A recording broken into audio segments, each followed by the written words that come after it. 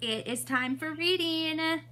All right, so today when you are looking at the story, How Kids Can Be Big Helpers, you are going to go through and do the underlining questions.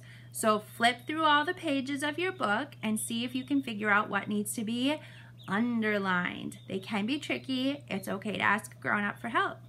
When you are done, you have 2 pages to work on in your reading book. So the first one is going to be practicing your spelling words. And it looks like this. So the first part right here is thinking about what words in alphabetical order would come between hit and hump.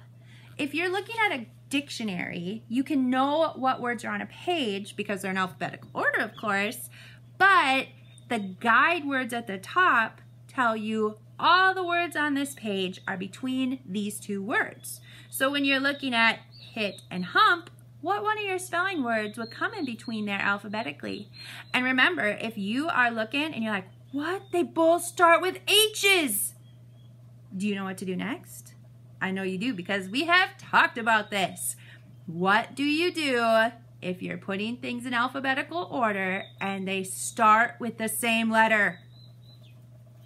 That's right, you go to the second letter. And then what do you do? What if they have the same first letter and the same second letter? What do? You go to the third letter. Yeah, you just keep going. You don't panic.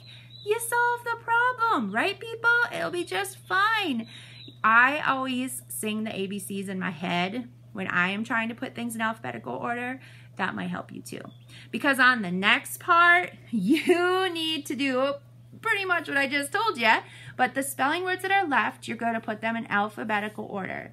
This is something we've done in class, but we do have a lot of words that start with the same letters, so it gets a little tricky, but I feel pretty confident you can do it.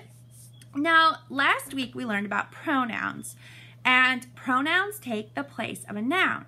So instead of saying, I think I used my cat for an example, ladybug, ladybug, ladybug, ladybug, ladybug, I could say she, or yeah, it's a she, so her, she. Those would work instead of saying ladybug all the time.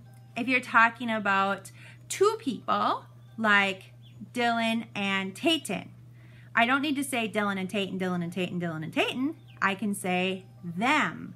So pronouns take the place of nouns, and it makes your writing and your speaking more interesting, so you're just not repeating yourself all the time. So what you're going to do is you're going to learn today about reflexive pronouns, and you're going to practice using them down here. Pronouns take the place of nouns. Other than that, I hope that you are working, you have your phonics packet.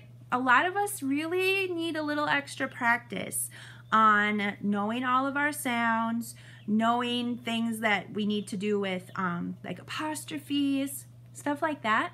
So I hope that you're working on those too. And they really give good directions at the top of the page on those to help you learn. So don't skip that part. That part's really important. It'll help you so that you get better at knowing how to do those things when I'm not there to help you with it. So keep reading, keep taking AR tests. Oh, I saw some more of you were testing. I am so proud of you.